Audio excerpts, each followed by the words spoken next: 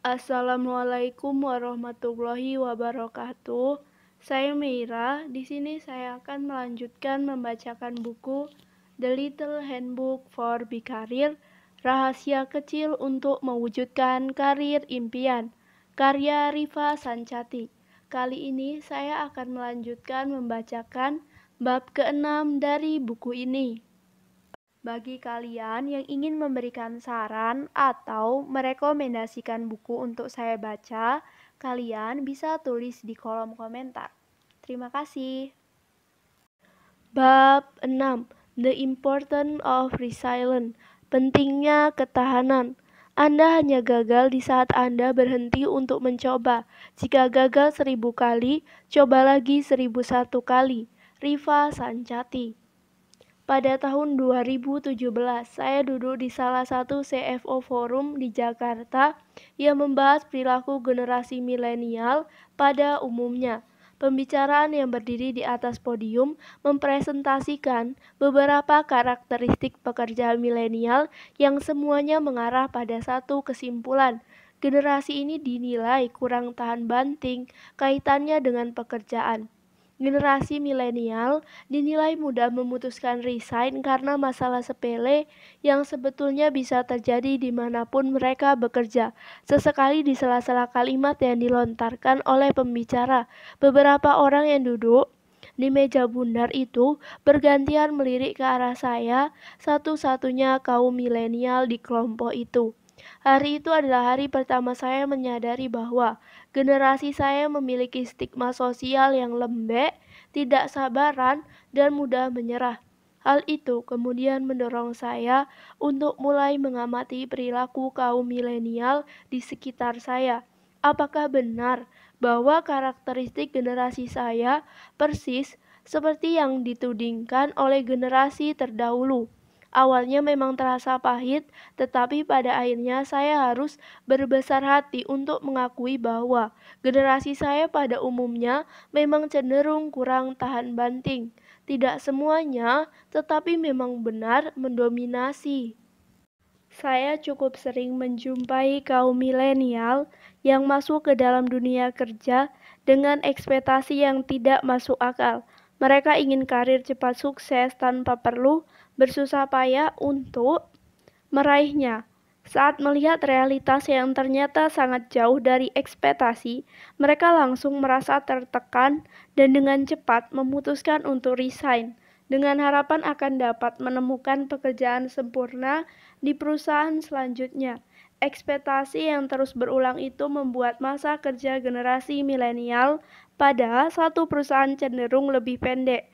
Hal ini selaras dengan hasil survei JobStreet pada tahun 2013 yang menunjukkan bahwa 66% dari generasi milenial gemar pindah kerja dalam waktu kurang dari 2 tahun.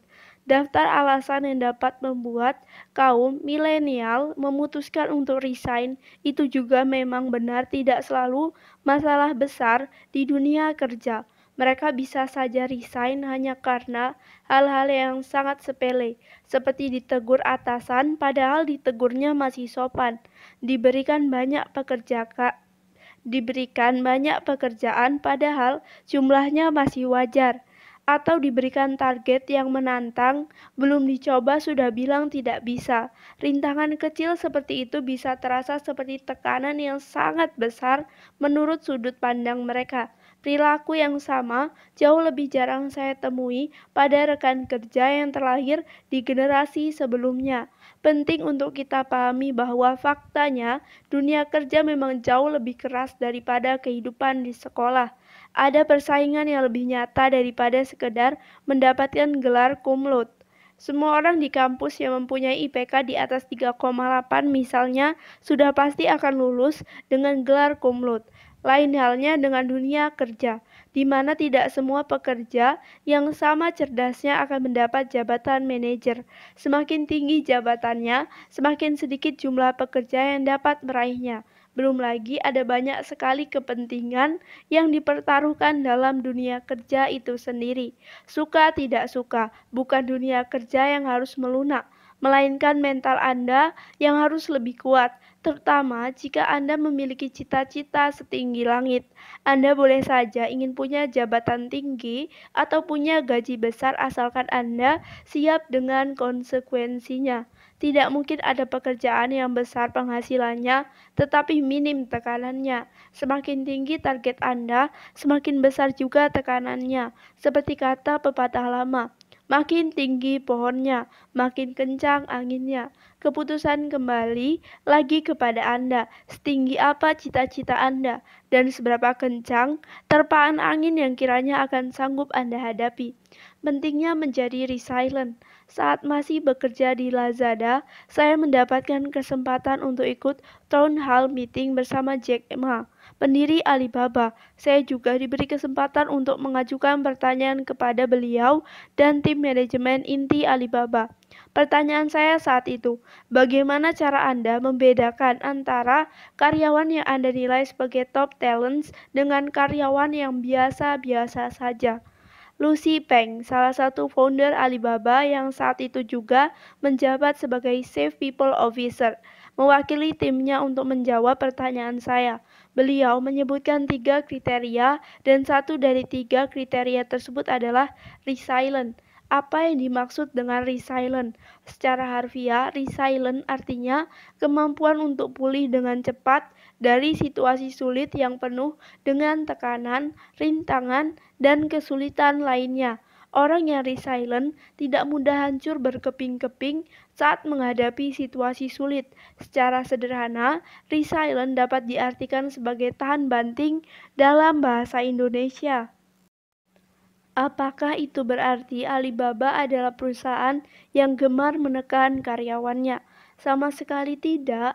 Banyak rekan kerja saya di Alibaba yang mengaku puas dan bahagia bekerja di sana. Namun demikian, tetap saja dimanapun Anda bekerja, tekanan dalam pekerjaan tetap tidak bisa dihindari. Rekan kerja saya di Alibaba pun mengaku pernah melalui masa-masa sulit, bahkan ada di antara mereka yang pernah sampai menangis karena tekanan pekerjaan yang sedang hebat-hebatnya. Meski demikian, mereka tidak membiarkan diri mereka berlarut-larut di dalam keterpurukan. Mereka segera bangkit dan berubah menjadi lebih kuat setelah akhirnya berhasil melewati rintangan itu. Salah satu dari mereka menyebutkan kutipan berbahasa Cina yang jika diterjemahkan dalam bahasa Indonesia sama artinya dengan harus memiliki hati yang kuat dalam menjalani kehidupan.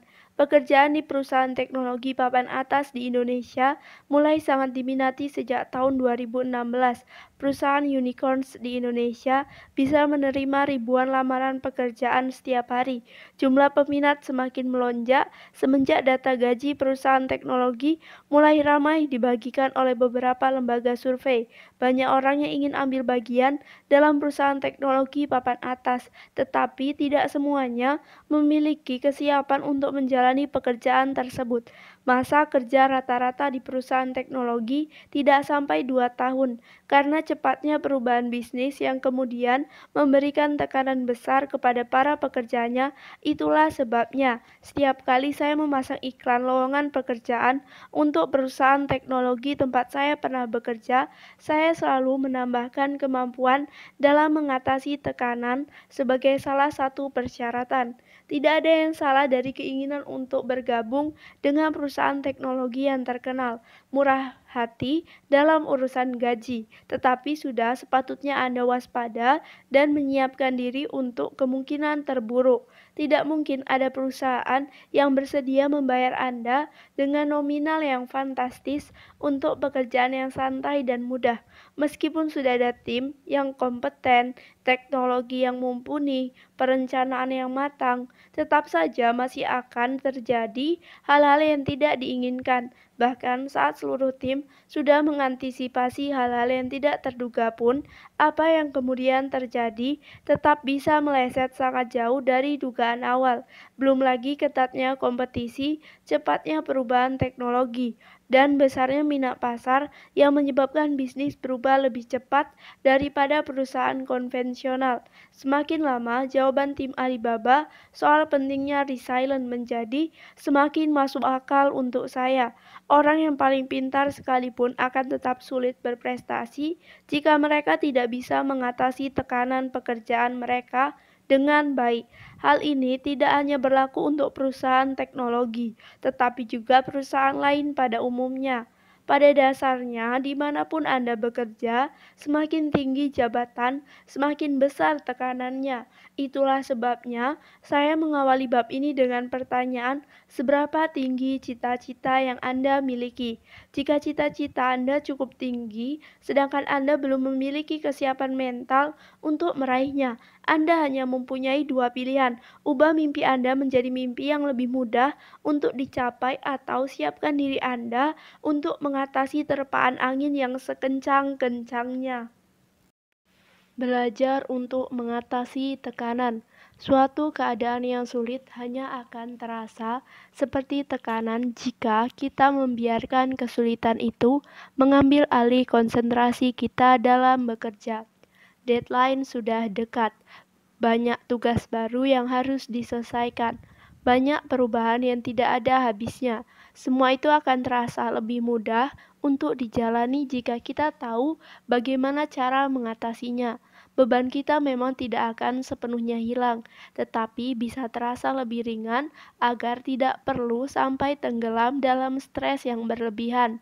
Berikut ini tips untuk mengatasi tekanan yang telah sangat membantu saya dalam melewati masa-masa sulit di kantor. Dapatkan kejelasan soal tugas yang kita terima.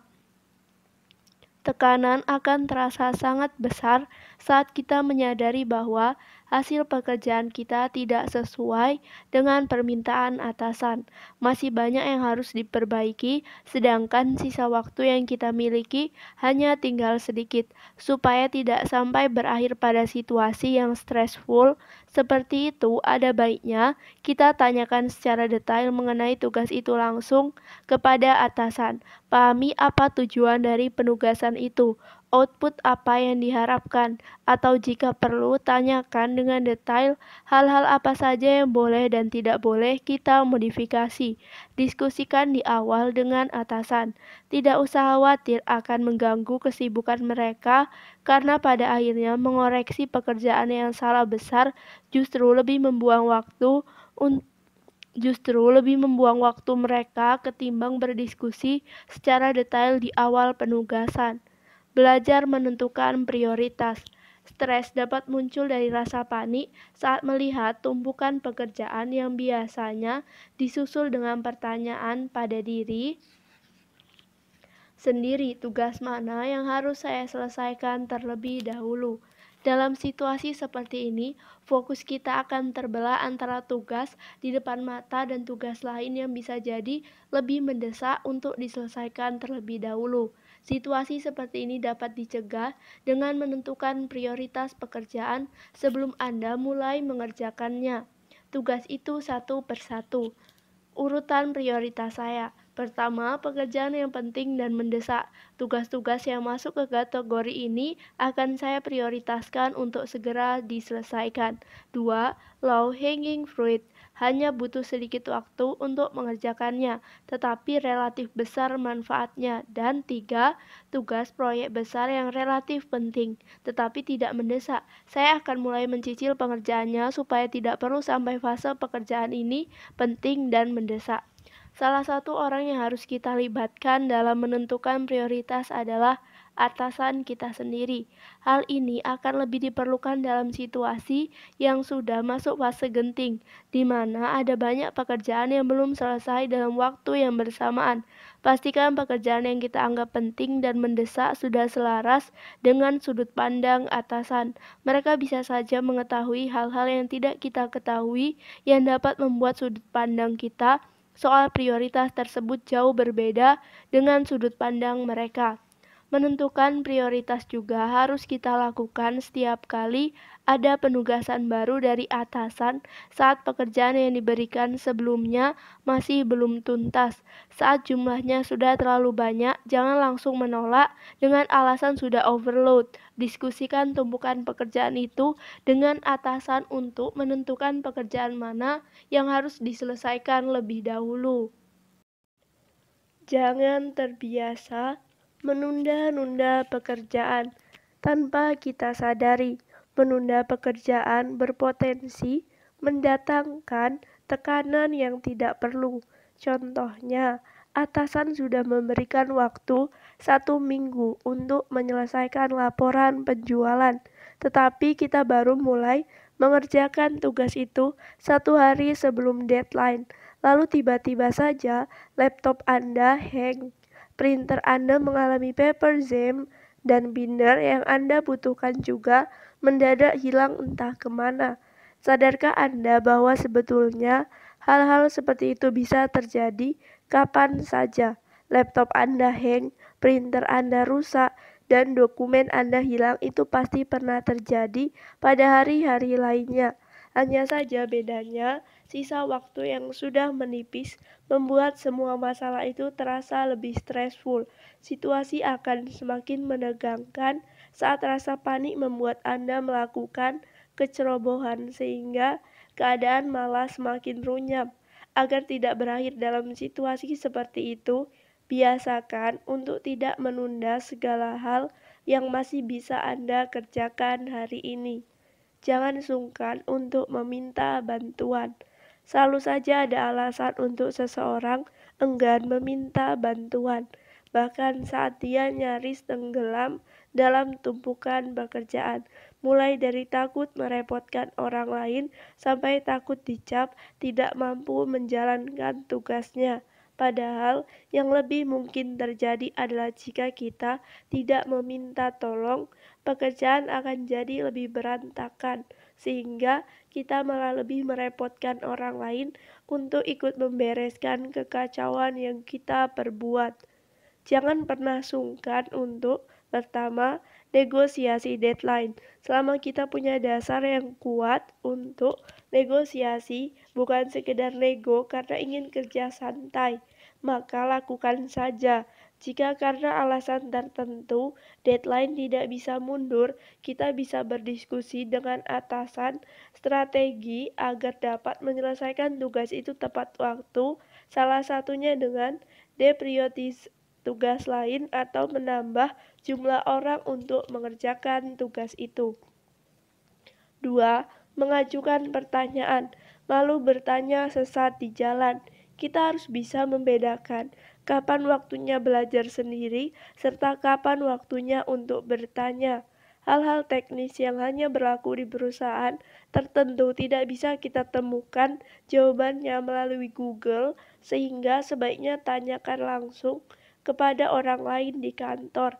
Catat jawaban atas pertanyaan itu supaya kelak kita tidak mengulang pertanyaan yang sama persis. 3. Meminta tambahan resource yang kita butuhkan untuk menyelesaikan suatu tugas. Butuh software khusus untuk menyelesaikan pekerjaan. Butuh karyawan sementara untuk membantu proses audit. Jika memang sangat diperlukan, diskusikan saja dulu dengan atasan. Jika kemudian permintaan kita ditolak karena alasan budget misalnya, tidak usah langsung marah. Paparkan resikonya dan diskusikan solusi alternatifnya dengan atasan. 4. Meminta bantuan orang lain sebelum kita tenggelam. Ingat bahwa kita ini bekerja dalam tim, bukan one man show. Jika kita sudah berusaha maksimal dan tetap merasa butuh bantuan, bilang saja terus terang. Jangan malah berharap orang lain akan sadar dengan sendirinya bahwa kita butuh bantuan. Ingat sekali lagi, mereka bukan cenayang yang bisa membaca pikiran. Salah satu kunci dari the good teamwork adalah kebiasaan untuk saling menolong. Tekanan sehebat apapun akan terasa lebih ringan jika dihadapi bersama-sama. Jangan sungkan untuk minta tolong, dan jangan pula malas untuk gantian menolong orang lain saat mereka memerlukan bantuan. It's not your agent, your team. It's always you and your team agent the world. Cari teman bicara untuk mengurangi beban yang kita rasakan.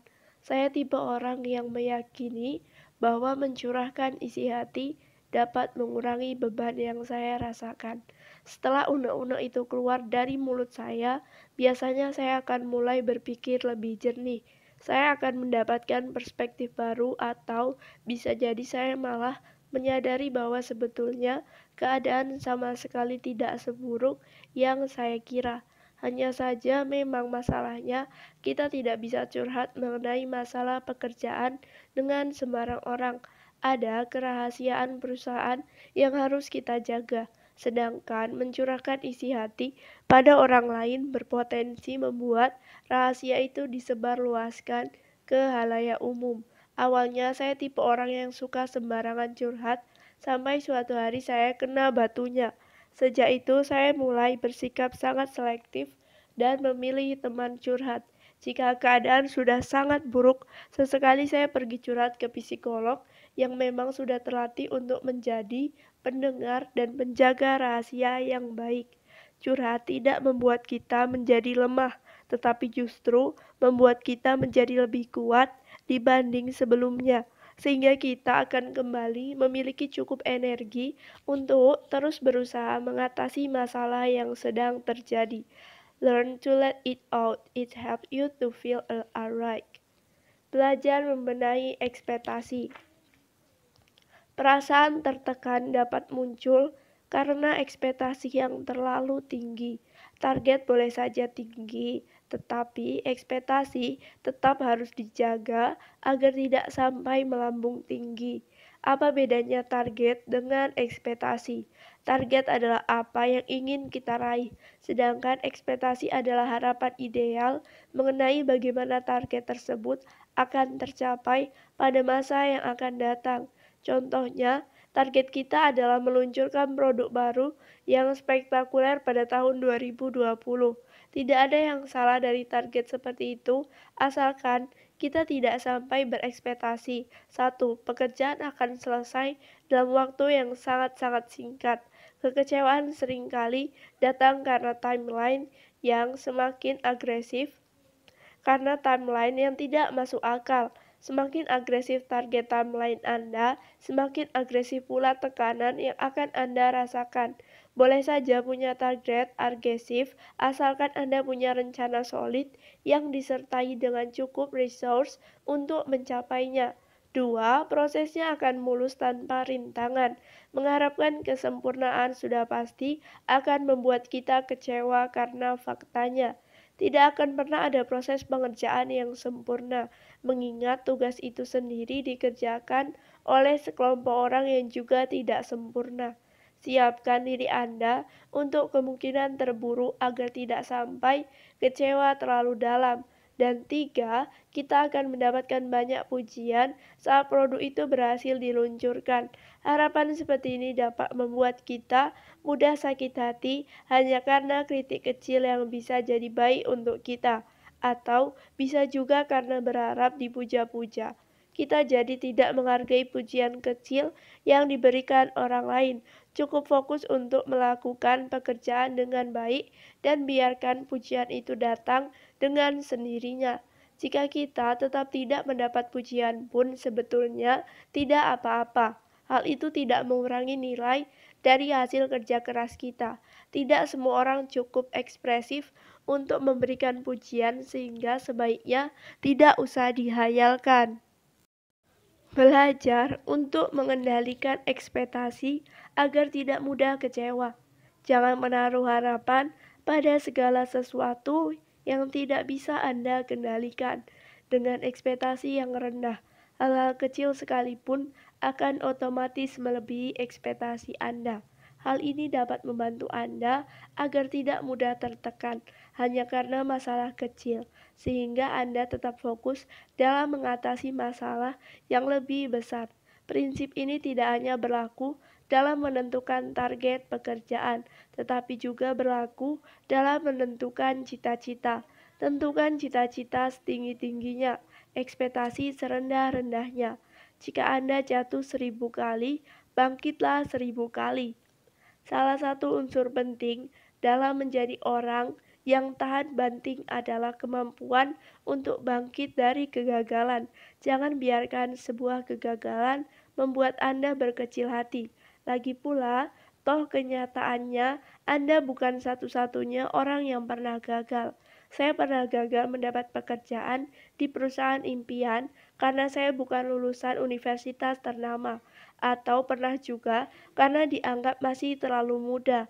Saya juga pernah gagal menjalankan tugas. Saya pernah salah mengambil keputusan. Saya pernah kalah dengan emosi saya yang meluap-luap. Saya juga pernah dibenci atasan terdahulu karena saya tidak sabaran atau karena saya dianggap terlalu vokal dalam menyuarakan pendapat. Saya bahkan pernah gagal menjadi atasan yang baik.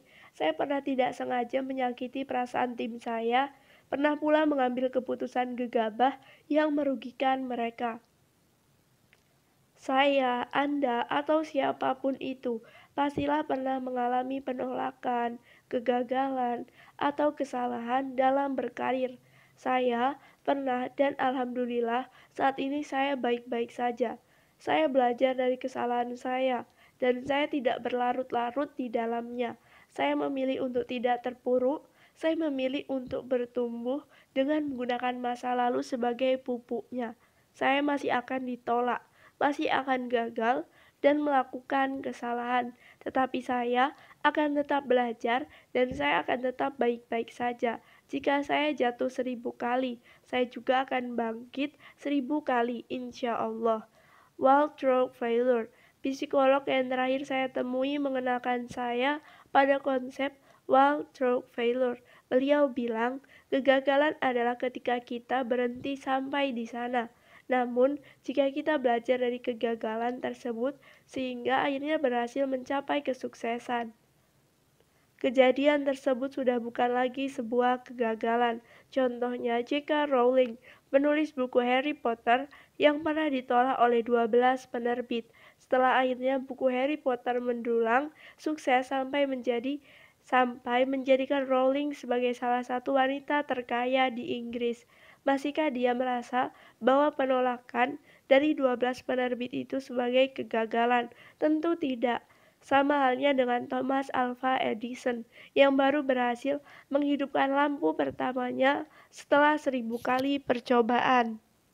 Saat ditanya bagaimana rasanya gagal 1000 kali, Edison menjawab, "Saya tidak gagal 1000 kali. Bola lampu adalah penemuan 1000 langkah." Suatu saat nanti proyek kita yang dulu gagal besar itu, atau mantan atasan yang dulu sangat membenci kita itu, tidak akan lagi menjadi momok untuk hidup kita. Mereka semua akan menjadi pembelajaran yang membuat kita lebih baik daripada sebelumnya. Kemudian suatu saat nanti, kita tidak akan malu atau sedih saat mengingat kegagalan itu. Kita akan dengan bangga bercerita bahwa dulu kita pernah gagal dan kita juga akan bercerita bagaimana kita bangkit dan belajar dari kegagalan itu. Jangan mudah menyerah untuk mimpi-mimpi besar dalam hidup Anda. Jangan menyerah hanya karena merasa sudah gagal. Sama seperti konflik lain dalam kehidupan, kegagalan juga bisa menjadi guru terbaik dalam berkarir. Ingatkan diri Anda bahwa semua orang sukses pernah gagal dan semua orang sukses adalah orang yang pernah walk through failure.